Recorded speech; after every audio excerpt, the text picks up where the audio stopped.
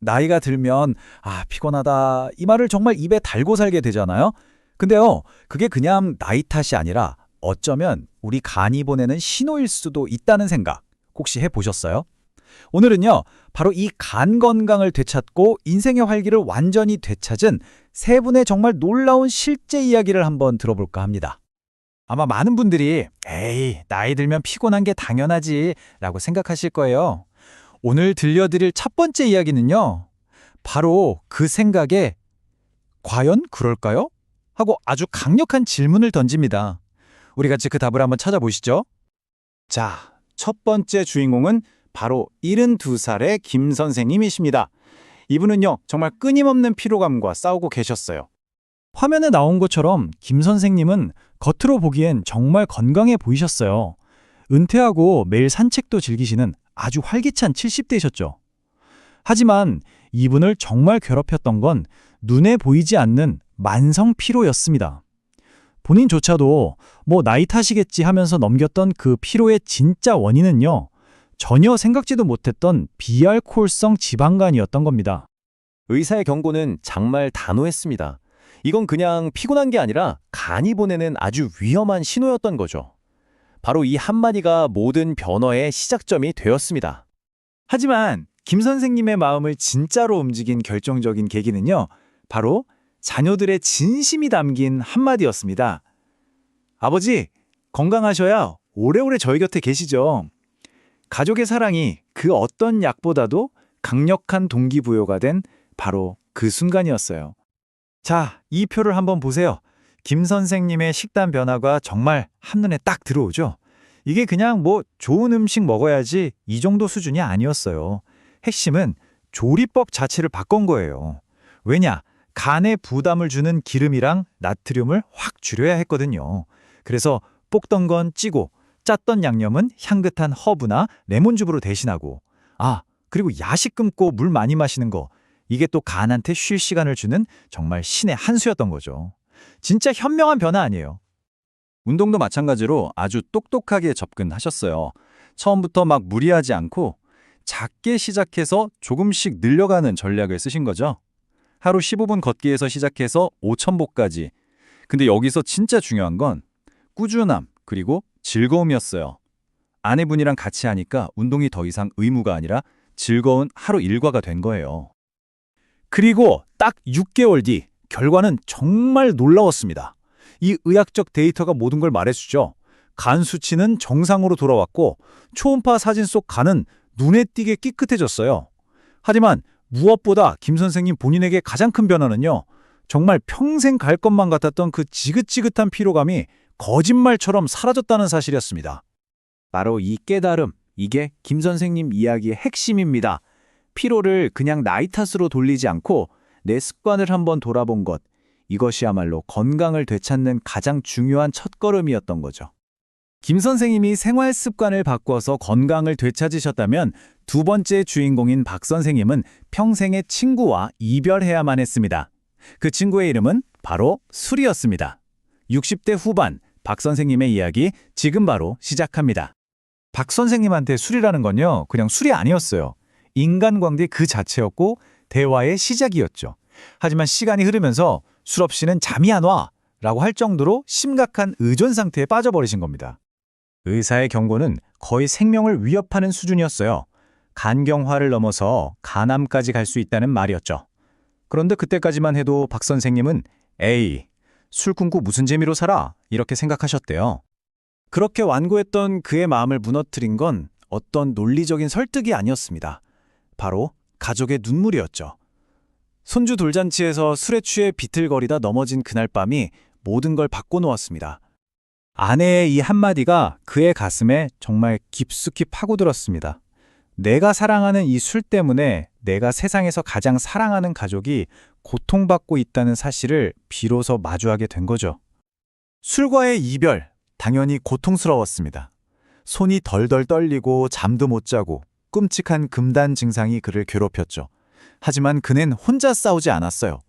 금주 모임에 나가서 자신과 똑같은 아픔을 겪는 사람들과 손을 잡았고요. 집에서는 아내가 정성껏 끓여주는 건강차를 마시면서 마음을 다잡았습니다. 그리고 가장 큰 변화는 술잔을 들던 그 저녁 시간을 손주의 작은 손을 잡고 산책하는 시간으로 바꾼 것이었습니다. 박 선생님의 이 말 정말 큰 울림을 주지 않나요? 술이라는 그 거짓된 친구를 떠나보내고 가족이라는 진짜 친구를 되찾은 그의 이야기는 사랑의 힘이 얼마나 위대한지를 다시 한번 느끼게 해줍니다. 앞선 두 분이 생활 습관이나 중독 같은 내 안의 적과 싸웠다면 마지막 주인공 이 선생님은 간암이라는 가장 무서운 진단과 정면으로 맞서 싸워야 했습니다. 68세 이 선생님의 이야기입니다. 간암 진단을 받은 그 순간 이 선생님의 세상은 그대로 멈춰버렸습니다. 다행히 수술은 성공적이었지만 그를 덮친 건 수술 후의 깊은 우울감과 이렇게 살아서 뭐하나 하는 짙은 절망감이었습니다. 그런 그를 절망의 늪에서 건져낸 건 어떤 거창한 계획이 아니었어요. 그냥 벽을 미는 것처럼 아주 간단한 근력 운동으로 무너진 몸을 일으켜 세우고 조용히 호흡 명상을 하면서 흩어진 마음을 다스렸습니다. 바로 이 작고 꾸준한 움직임이 그의 몸과 마음을 다시 하나로 연결하기 시작한 겁니다. 그런데 이 선생님은 여기서 멈추지 않으셨어요. 자신의 그 고통스러웠던 경험을 다른 암 환자들에게 용기를 주는 희망의 메시지로 바꾸기 시작했습니다. 그는 이제 환자가 아는 희망 전도사가 되었습니다. 이 선생님은 이제 다른 환자들에게 이렇게 말합니다. 절망의 끝에서 오히려 새로운 삶의 의미를 찾을 수 있다고요. 그의 삶 자체가 바로 그 가장 강력한 증거가 된 셈이죠. 네, 이렇게 서로 다른 어려움과 싸워서 이겨낸 세 분의 이야기를 들어봤습니다. 처한 상황은 모두 달랐지만 이분들의 성공 뒤에는 놀랍게도 몇 가지 공통된 성공의 열쇠가 숨어 있었어요. 과연 그게 뭘까요? 자, 이 표를 보면 세 분의 성공 비결이 딱 정리되죠. 꾸준함, 사랑, 그리고 의지. 해결 방법은 제각각이었지만요. 놀랍게도 공통점이 딱 하나 있었어요. 그게 뭐냐면 이분들 모두 자신의 문제를 나이 탓이야, 사회생활 때문에 어쩔 수 없어, 이렇게 남 탓으로 돌리지 않았다는 거예요. 대신 이건 내가 바꿀 수 있는 내 선택의 문제다 라고 딱 깨닫고 정말 사소하고 작은 것부터 하나씩 실천에 옮기기 시작했다는 점, 바로 그게 핵심이었습니다.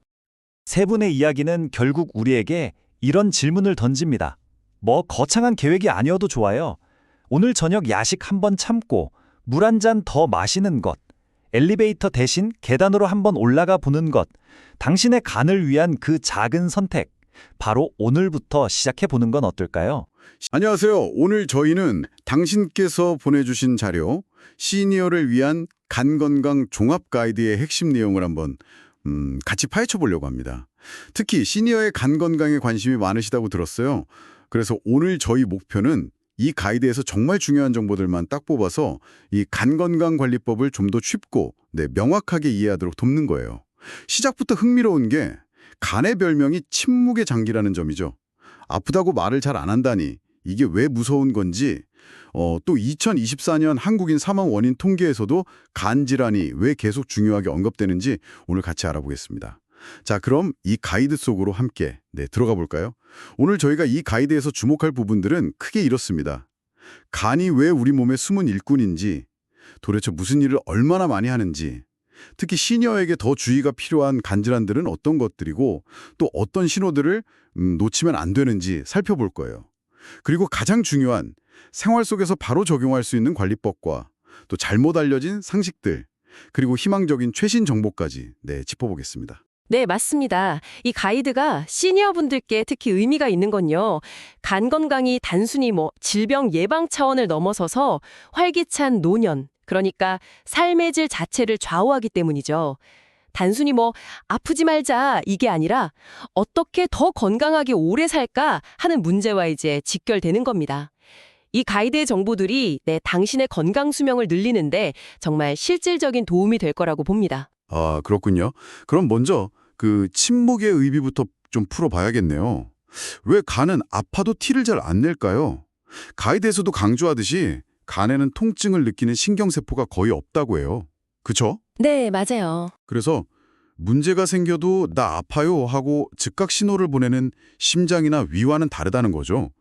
웬만큼 손상되기 전까지는 조용하다는 게 참 뭐랄까 양날의 검 같아요. 맞습니다. 바로 그 조용함이 간 질환을 더 위험하게 만드는 요인이죠. 2024년 통계에서도 간암이나 간 질환이 여전히 주요 사망 원인 중 하나고요.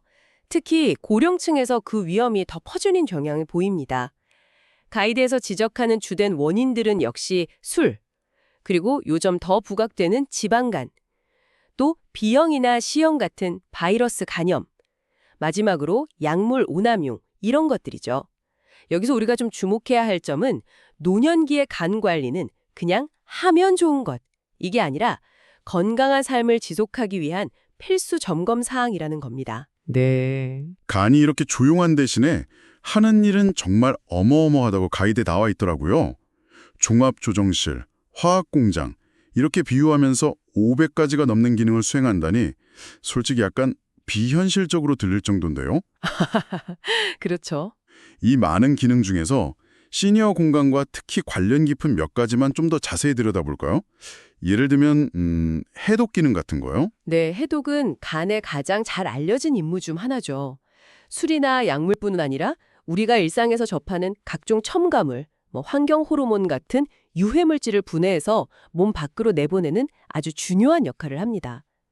특히 시니어분들은 이 해독 능력이 젊을 때보다 자연스럽게 감소하는 경향이 있거든요. 세계보건기구 WHO에서도 65세 이상이면 대사 능력이 한 30% 이상 줄어들 수 있다고 하니까 같은 약을 먹어도 젊은 사람보다 부작용 위험이 더 커질 수 있는 거죠. 아, 그래서 어르신들이 약 드실 때 더 조심해야 한다 이런 말씀이시군요. 또 하나 가이드에서 강조하는 게 대사 기능이던데요. 우리가 먹은 음식을 에너지로 바꾸고 또 몸에 필요한 물질을 만드는 과정이라고요. 정확합니다. 탄수화물을 분해해서 혈당을 일정하게 유지해주고 단백질 대사 과정에서 나오는 암모니아 같은 독소를 안전한 요소로 바꿔서 배출시키죠. 또 지방을 에너지원으로 전환하거나 저장하는 역할도 하고요. 이게 제대로 안 되면 당뇨병 관리도 어려워지고 피로감도 쉽게 느끼게 됩니다. 바로 이 대사 기능 저하가 비알코올성 지방간과도 연결이 되는 거고요. 소화랑 관련된 담즙 생성 기능도 중요하다고 나와 있던데요. 그 지방 소화를 돕는 역할 말이죠. 그렇습니다. 담즙은 음식 속 지방과 특히 중요한 지용성 비타민 A, D, E, K의 흡수를 도와줍니다. 만약 간 기능이 떨어져서 담즙 분비가 원활하지 않으면 소화가 안 되는 건 물론이고 뼈 건강, 비타민 D, 시력, 비타민 A, 혈액 응고, 비타민 K 등에 필요한 영양소 흡수에도 문제가 생길 수 있습니다. 생각보다 영양 범위가 넓죠? 정말 그렇네요. 이외에도 면역 기능이나 혈액응고인자 생성 같은 기능들도 언급되어 있는데 이 모든 걸 보면 간은 정말 우리 몸의 핵심 중추다 이런 생각이 듭니다. 단순히 해독만 하는 장기가 아니었어요. 맞습니다. 특히 면역 기능에서 쿠퍼세포라는 게 있어요. 간 속의 대식세포인데 혈액을 타고 들어오는 세균이나 이물질을 걸러내는 1차 방어선 역할을 합니다. 그러니까 간이 약해지면 감염에도 취약해질 수 있다는 뜻이죠. 혈액응고인자 생성 기능이 저하되면 쉽게 멍이 들거나 피가 잘 멎지 않는 현상으로 나타나고요. 이렇게 다양한 기능을 하나로 묶어보면 간 건강은 정말 전신 건강과 직결된다 이렇게 말할 수 있습니다. 그럼 이제 좀 더 구체적으로 들어가서 이 가이드에서 시니어분들이 특히 경계해야 한다고 지적하는 간 질환들 이걸 좀 살펴보죠. 첫 번째로 비알코올성 지방간, NAFD라고 하죠. 이게 눈에 띄네요. 술을 안 마시는데도 지방간이라니 좀 억울할 수도 있을 것 같은데요. 네, 실제로 매우 흔합니다. 가이드에 따르면 65세 이상 시니어 3명 중 1명꼴로 발견될 정도라고 하니까요. 이건 단순히 술 문제가 아니라 과체중, 복부 비만, 당뇨병, 고지혈증 같은 이런 대사증후군과 밀접한 관련이 있습니다. 문제는 이게 그냥 단순 지방 축적에서 끝나지 않고 염증을 동반하는 지방 간염으로 심하면 간이 딱딱해지는 간경화나 간암으로까지 진행될 수 있다는 점입니다. 이게 바로 증상 없는 위험의 대표적인 예죠. 아, 그렇군요. 술을 즐기셨던 분들은 당연히 알코올성 간 질환도 걱정하실 텐데요. 가이드에서는 하루 한두 잔 정도는 괜찮다는 통념에 대해서 꽤 단호하게 경고하고 있더라고요. 네, 맞아요. 특히 노년기에는 앞서 말한 것처럼 알코올 분해 능력이 떨어지기 때문에 젊었을 때 기준은 이건 완전히 잊어야 합니다. WHO 권고대로 한 30% 이상 대사 능력이 감소한다고 보면 과거에 괜찮았던 양도 이제는 간에 부담이 될 수 있다는 거죠. 소량이라도 매일 마시는 습관이 간 손상을 차곡차곡 쌓는 결과를 낳을 수 있습니다. 그러니까 괜찮겠지 하는 생각이 가장 위험할 수 있어요. 바이러스성 간염, B형과 C형도 여전히 중요하게 다루고 있고요. 가이드 내용을 보니까 B형은 여전히 간암의 주요 원인이지만 예방접종과 관리가 중요하고 C형은 완치율이 높은 치료제가 개발되었다는 점이 좀 희망적이네요. 만성화되기 쉬우므로 항체 유무를 확인하고 없다면 예방접종을 받는 것이 중요합니다. 정기검진은 필수고요. C형 간염은 최근 개발된 약들 덕분에 90% 이상 완치가 가능해졌습니다. 이건 정말 대단한 발전이죠. 중요한 건 본인이 감염되었는지 아는 것이니 검사를 통해서 확인하고 만약 감염되었다면 적극적으로 치료받는 것이 간경화나 간암을 예방하는 가장 확실한 길입니다. 결국 이런 다양한 원인들이 쌓이고 쌓여서 간이 딱딱해지는 간경화로 가고 이게 또 간암 발병 위험을 높이는 거군요. 가이드에서 한국 남성 암 사망 원인 상위권에 간암이 계속 있는 이유를 다시 한번 생각하게 되네요. 네. 그래서 정기검진의 중요성을 아무리 강조해도 지나치지 않은 겁니다. 간경화 초기나 심지어 초기 간암은 정말 아무런 증상이 없을 수 있거든요. 이런 위험들을 알고 나니 자연스럽게 그럼 어떻게 미리 막거나 알아챌 수 있을까 하는 생각이 드실 텐데요. 맞아요. 그 전에 혹시라도 간이 보내는 SOS 신호는 없을까요? 가이드에서 몇 가지 주의 깊게 봐야 할 증상들을 언급하고 있긴 합니다. 예를 들면 충분히 쉬어도 계속 피곤하다거나 입맛이 뚝 떨어지고 이유 없이 체중이 변하거나 눈 흰자나 피부가 노랗게 되는 황달, 소변색이 콜라처럼 진해지는 경우, 또 쉽게 멍들고 피가 잘 안 먹거나 배가 부풀어 오르는 복수 같은 것들이요. 네, 그 신호들을 아는 것은 중요합니다. 하지만 다시 한번 강조하지만 이런 증상들은 간 손상이 꽤 진행된 후에 나타나는 경우가 많아요. 침묵의 장기라는 별명을 잊으면 안 됩니다. 따라서 이런 증상이 느껴진다면 좀 쉬면 괜찮아지겠지 하고 넘기지 말고 반드시 병원을 찾아 정확한 원인을 확인해야 합니다. 그렇군요. 결국 증상이 나타나기 전에 관리하는 게 최선이다 이런 말씀이시네요. 자, 그럼 이 모든 정보를 바탕으로 당신의 일상에서 구체적으로 뭘 해야 할지 가이드가 제시하는 실천 수칙들을 좀 더 파고들어 볼까요? 역시 첫 번째는 술이네요. 네, 아무래도 간에 가장 직접적인 부담을 주는 요인 중 하나니까요.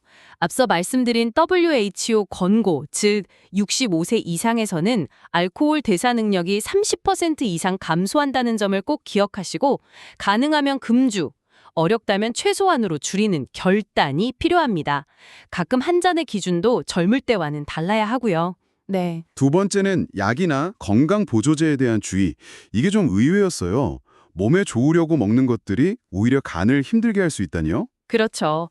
특히 여러 약물을 동시에 복용하는 경우가 많은 시니어분들은 더욱 주의해야 합니다.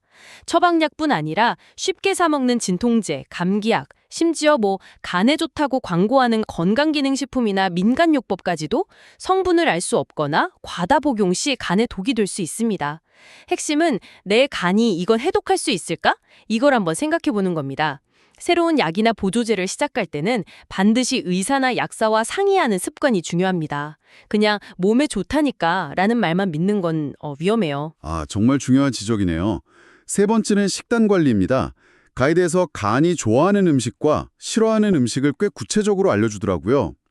콩, 두부, 생선, 마늘, 녹황색 채소, 해조류는 좋고 튀김, 단 음료, 짠 음식, 가공식품은 피하라고요. 풍미로운 건 블랙커피 1, 2잔이 도움이 될 수 있다는 내용이었어요. 네, 맞아요. 좋은 음식들은 간세포 재생에 필요한 양질의 단백질, 콩, 두부, 생선을 공급하거나 항산화 성분과 섬유소, 채소, 통곡물로 간을 보호하는 역할을 합니다.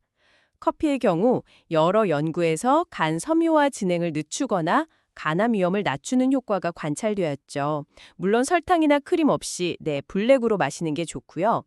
반대로 해로운 음식들은 간에 지방을 쌓이게 하고 튀김, 단음료, 염증을 유발하며 가공식품, 해독 과정에 부담을 줍니다. 짠 음식.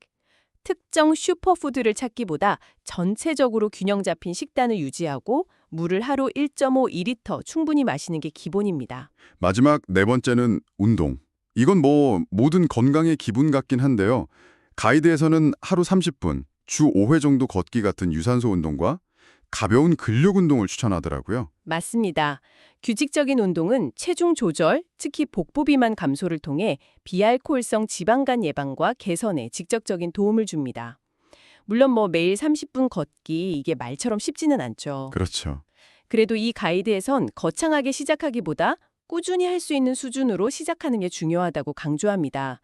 가벼운 산책이라도 꾸준히 하는 것이 아무것도 안 하는 것보다 훨씬 낫습니다. 자, 그럼 이제 가이드가 짚어주는 오해들, 이걸 좀 깨볼까요? 첫째, 간은 쉬게 해주면 금방 회복된다. 이거 정말 그런가요? 이건 반은 맞고 반은 틀립니다. 간의 재생 능력은 놀랍지만 이게 무한하지는 않아요. 초기 손상, 예를 들어 가벼운 지방간 정도는 생활습관 개선으로 회복될 수 있습니다. 하지만 손상이 반복돼서 염증이 생기고 섬유화, 그러니까 간이 굳기 시작하는 단계죠. 이게 진행되면 원래대로 되돌리기가 매우 어렵습니다. 간경화까지 가면 사실상 회복은 불가능하다고 봐야 하고요. 그래서 조금 나빠져도 괜찮아 라고 방심하면 안 되는 겁니다. 두 번째, 간이 아프면 바로 알 수 있다. 이건 앞서 침묵의 장기 이야기하면서 이미 답이 나온 것 같네요. 네, 그렇죠. 대부분의 간 질환은 초기 증상이 없습니다. 황달이나 복수 같은 명확한 증상이 나타났다면 이미 병이 상당히 진행된 상태일 가능성이 높다는 점 꼭 기억하셔야 합니다. 셋째, 간에 좋다는 영양제 하나만 잘 챙겨 먹으면 된다? 시중에 그런 제품들이 워낙 많으니까요. 이것도 정말 대표적인 오해입니다. 어떤 특정 성분 하나로 간 건강 전체를 책임질 수는 없습니다. 절대로요. 앞서 살펴본 건강한 생활 습관, 즉 절주 또는 금주, 균형 잡힌 식단, 규칙적인 운동, 적정 체중 유지, 그리고 정기 검진, 이게 기본이자 핵심입니다.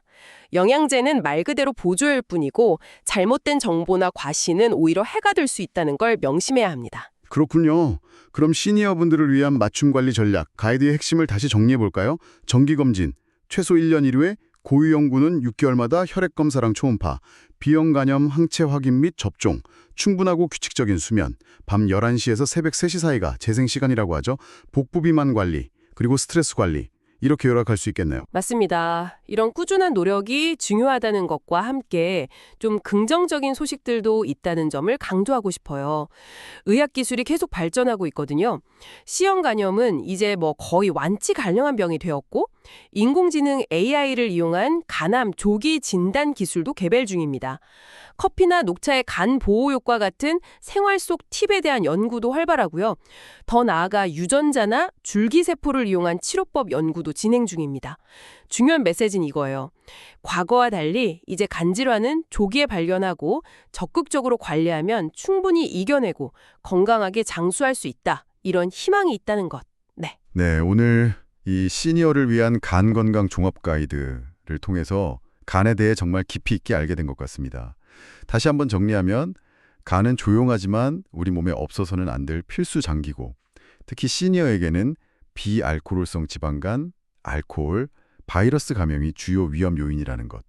간이 보내는 늦은 신호들을 알아두는 것도 중요하지만 가장 중요한 건 역시 생활 속에서의 꾸준한 실천, 식단, 운동, 절주, 정기검진 이걸 확인했습니다. 네, 가이드의 마지막 문장이 참 인상 깊었습니다. 간은 침묵하지만 우리 몸에서 가장 바쁜 장기입니다. 이 바쁜 일꾼을 잘 돌보는 것이야말로 활력 넘치는 노년을 위한 가장 확실한 투자일 겁니다. 오늘부터라도 작은 습관 하나를 바꿔보세요. 간은 그 노력을 분명히 기억하고 보답할 겁니다. 자, 이제 당신께 한번 여쭤볼게요. 보내주신 가이드 말미에 있던 간 건강 체크리스트 기억나시나요? 혹시 정기검진 날짜는 잘 챙기고 계신지, 식단이나 음주 습관은 어떤지, 오늘 나눈 이야기들을 거울 삼아서 한번 스스로 점검해 보시는 건 어떨까요? 마지막으로 이런 질문을 던져봅니다. 간은 놀라운 회복력을 가졌지만 동시에 망가질 때까지 아무런 비명을 지르지 않습니다. 어쩌면 가장 중요한 간 검진은 병원에서 받는 검사표가 아니라 매일 당신이 내리는 작은 선택들 속에 있는 건 아닐까요? 당신의 오늘 하루가 내일의 건강한 간을 위한 디딤돌이 되고 있나요? 아니면 조용한 부담을 더하고 있나요?